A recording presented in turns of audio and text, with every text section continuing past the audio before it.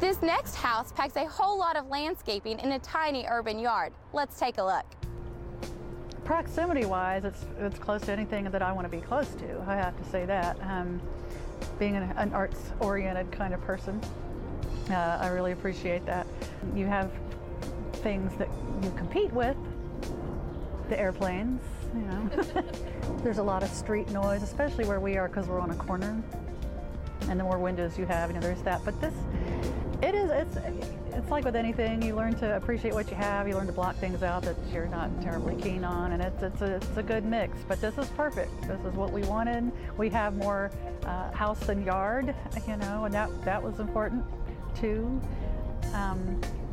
But again, the backyard, the courtyard, as I like to call it, is now that it's establishing itself, is becoming more of the oasis and maintenance, lower maintenance, I'll say that. You know, there's always going to be something. But once you get it to a point, then it just gets to develop its personality, and then you just kind of babysit it.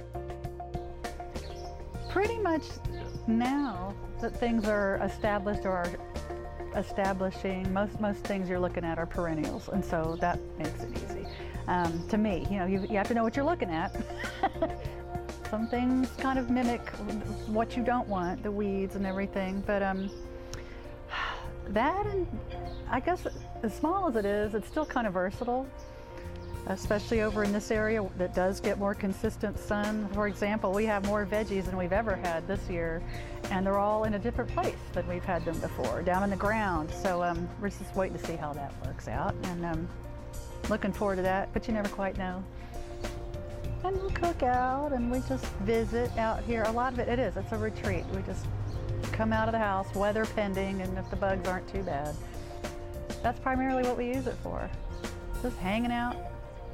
The next home has more yard than house, so the homeowner took a low-maintenance landscaping approach. When they come through the gate, they said, "Wow, I never expected this back here." Because when you drive by in the street, you don't see anything. There's a fence, and you see this little house, but people kind of like this house because it's unique, it's small, and it's one story, and people think it's pretty neat, but when they come back here, it's much larger than people expect. People actually take tours around, and then they come and ask all these questions, what is this? Because there's some quite unusual plants back here. They're not some of the common variety things. The idea is to make an environmental garden that you don't have too much mowing to do. I have things in like the liriopes. You know, these are called all year-round green grass that you just cut once a year. That makes it interesting to have not so much grass to mow. And weeds don't grow as fast as grass does. So therefore, I'm only cutting my grass. I have a lawn service for this because this is too much for me. That's not what I wanted to do.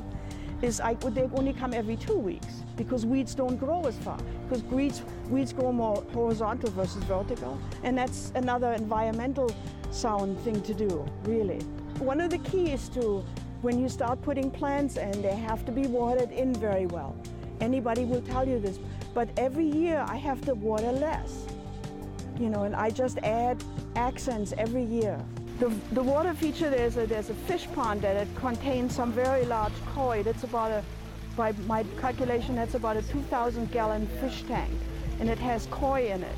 And these are relatively large. I think and the sound of the water is a very interesting feature. There's also a smaller fountain next to one of my tables that I use. It's the serene part, I think, the sound of the water, because in the wintertime when I shut it off, the garden doesn't sound the same. The serenity is really what makes it so unique. You know, being in an urban area on a side street, this is more quiet than living perhaps out in the suburbs, because there, as you can hear, there's very little noise. I hope some of the small spaces you have seen today will lead to big ideas of your own. Thanks for joining us on this edition of Renovate Louisville.